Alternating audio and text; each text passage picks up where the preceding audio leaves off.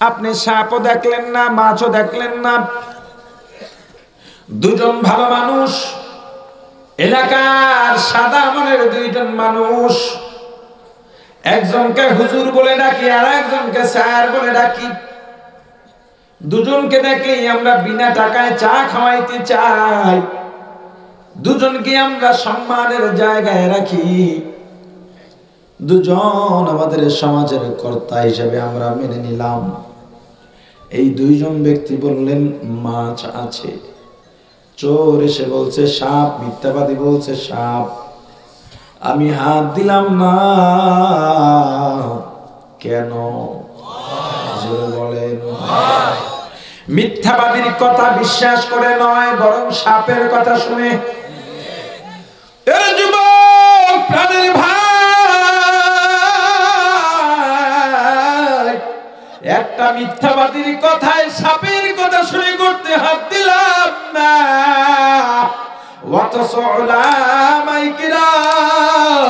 ওয়াজের ময়দানে জুমার খতিব খুতবায়, পীর মাশায়েখ তাদের তরবিয়তে খানকায়, তাবলীগওয়ালারা তোমার বাড়ি বাড়ি গিয়ে বলেন কবরে সাপ আছে, তবুও তোমার কবরের ভয় কেন অন্তরে ঢোকে না?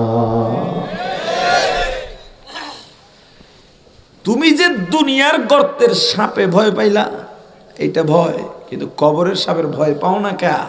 বেটা ভয় করার মতো ভয় কর। আল্লাহ বলেন ইয়া আইয়ুহাল্লাযীনা আমানু, হে ঈমানদারেরা। আল্লাহ কাদেরকে ডাকছেন? আরো জোরে বলেন। ঈমানদারদের ডেকে বলছেন উদখুলু ফিস সিলমি কাফা, ইসলামে পরিপূর্ণ প্রবেশ করো। পরামর্শ দিয়েছেন লা তাত্তাবিউ খুতুওয়াতিশ শাইতান, শয়তানের ধোঁকায় পড়ো না, শয়তানের ইত্তেবা করো না, অনুসরণ করো না। কেন? সতর্কবাণী দিয়েছেন ইন্নাহু লাকুম আদুউম মুবিন, শয়তান তোমাদের প্রকাশ্য দুশমন। শয়তান দেখছেন? আস্তে বলকা। প্রকাশ্য দুশমনের ব্যাখ্যা কি?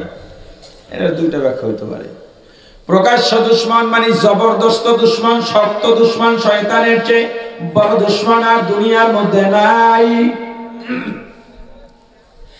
একজন দুনিয়ার দুশমন আছে যে আপনাকে খুন করে ফেলতে পারে, এত দুশমন, এত বড় দুশমন, আপনাকে মেরেও ফেলতে পারে, কিন্তু তবুও শয়তানের চেয়ে বড় দুশমন নয়।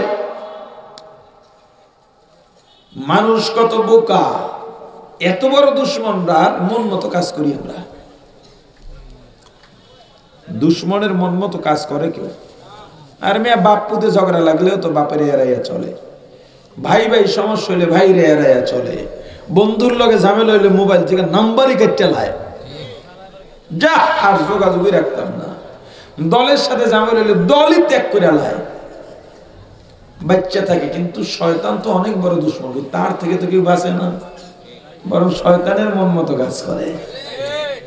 শয়তান কঠিন দুশমন, শয়তানের চেয়ে বড় দুশমন আর দুনিয়ায় কেউ। প্রকাশ্য দুশমনের আর একটা ব্যাখ্যা হতে পারে, কোরআনুল কারীমের শেষ সূরা, নাম কি সূরার? পড়তে পারেন? পড়েন সবাই, পুরো পড়েন, সবাই পড়েন।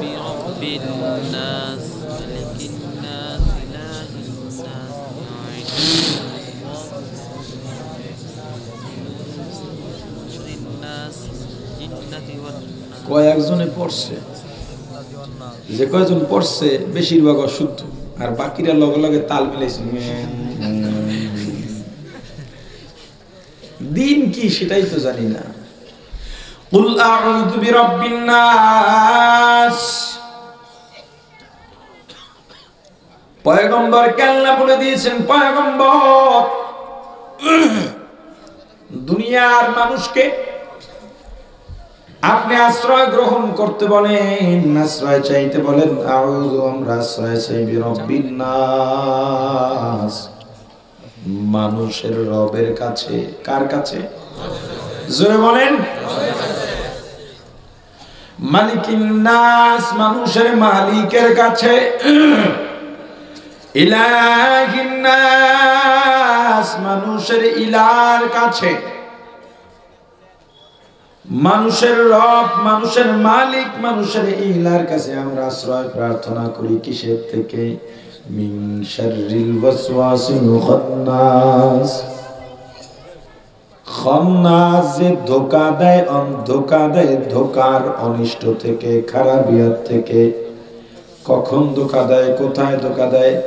আল্লাযী ইউওয়াসওয়িসু ফি সুদুরিন নাস। ওয়া খান্নাস যখন অন্তরে ধোঁকা দেয়, ওই ধোঁকা থেকে আশ্রয় চাই।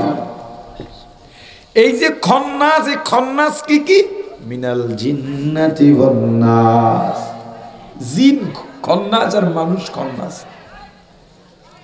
তো জিন খন্নাস তো দেখি না, মানুষ খন্নাস দেখি কিনা? কথা কয় না? মানুষ খন্নাস দেখা যায় কিনা? এটাও হতে পারে প্রকাশ্য দুশ্মনের এক ব্যাখ্যা। এবার বলেন আল্লাহ ডাকছেন কাদেরকে? জোরে বলেন। হুকুম করলেন কি? ভুলে গেছে। ইসলামে পরিপূর্ণ ঢুকতে আল্লাহ ডেকেছেন কাদেরকে? এই যে জবাব দেন না, শোনেন আপনাদের ইমানদার কি আল্লাহ বলছেন? আল্লাহ ডাকছেন কাদেরকে? আবার কোন? হুকুম করছেন কি? ইসলামে পরিপূর্ণ ঢুকতে।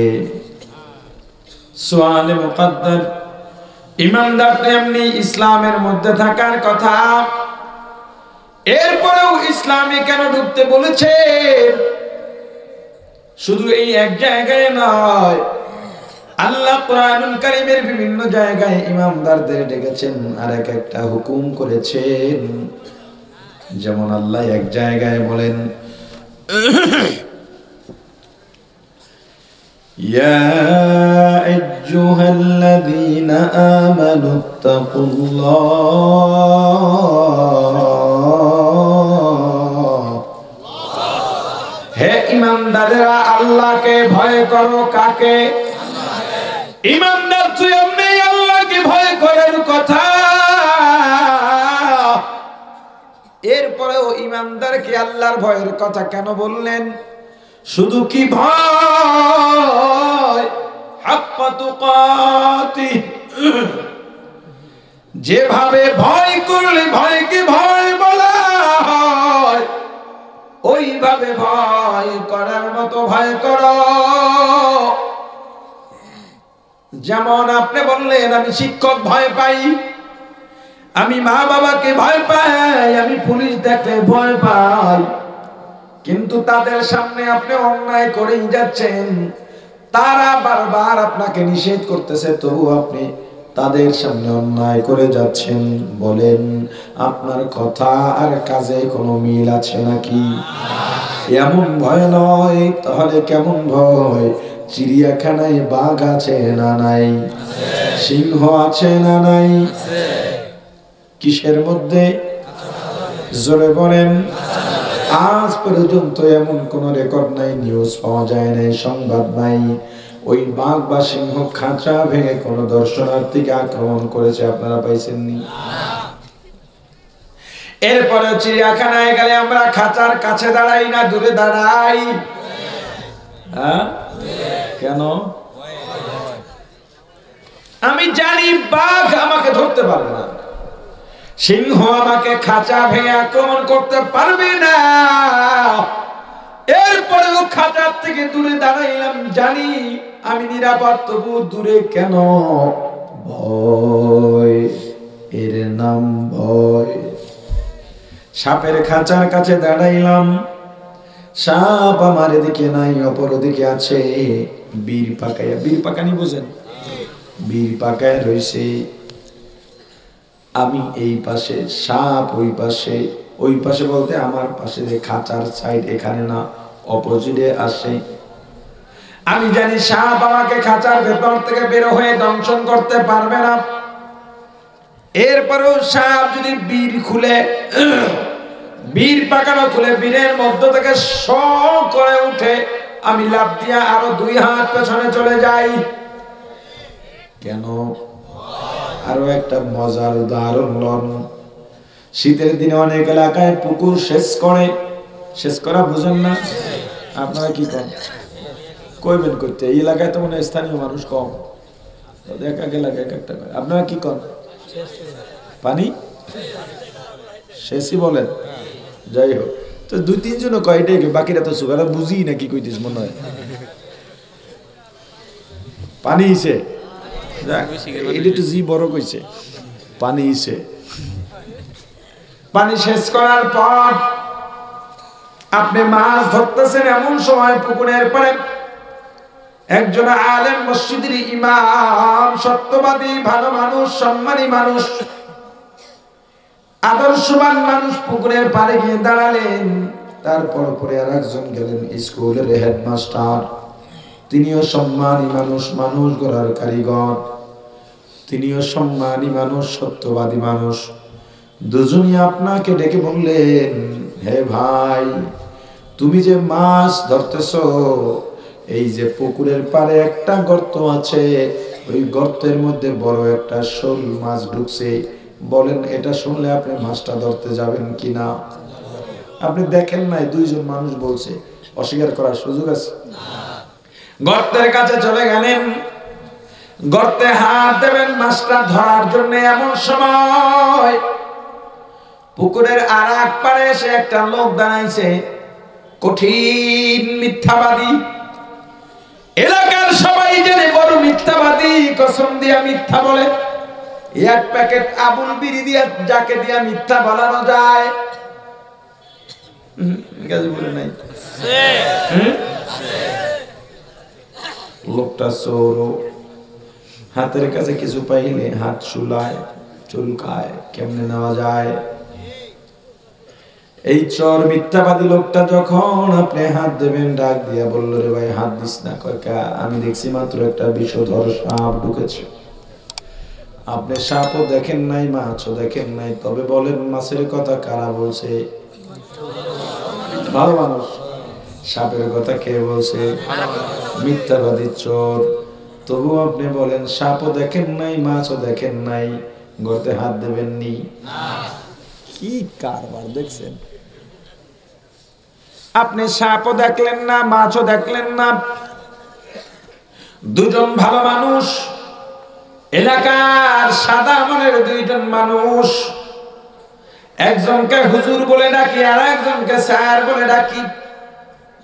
দুজনকে দেখলেই আমরা বিনা টাকায় চা খাওয়াইতে চাই, দুজনকে আমরা সম্মানের জায়গায় রাখি, দুজন আমাদের সমাজের কর্তা হিসেবে আমরা মেনে নিলাম। এই দুইজন ব্যক্তি বললেন মাছ আছে, চোর এসে বলছে সাপ, মিথ্যাবাদী বলছে সাপ। আমি হাত দিলাম না কেন? বলেন। মিথ্যাবাদীর কথা বিশ্বাস করে নয়, বরং সাপের কথা শুনে। যুবক প্রাণের ভাই, একটা মিথ্যাবাদীর কথায় সাপের কথা শুনে করতে হাত দিলাম না। অথচ উলামায়ে কিরাম ওয়াজের ময়দানে, জুমার খতিব খুতবায়, পীর মাশায়েখ তাদের তরবিয়তে খানকায়, তাবলীগ ওয়ালারা তোমার বাড়ি বাড়ি গিয়া বলেন কবরে সাপ আছে, তবুও তোমার কবরের ভয় কেন অন্তরে ঢোকে না? তুমি যে দুনিয়ার গর্তের সাপে ভয় পাইলা, এইটা ভয়, কিন্তু কবরের সাপের ভয় পাও না কে? বেটা ভয় করার মতো ভয় কর। এই যে হুজুররা জিগেলি কবরে ভয় পাই, আল্লাহ কয় হয় নাই, হাক্কা তুকাতি, ভয় করার মতো ভয় কর। কেমনে? গর্তের সাপের কথা শুনে যেমন ভয় পাইছো, এইভাবে ভয় কর।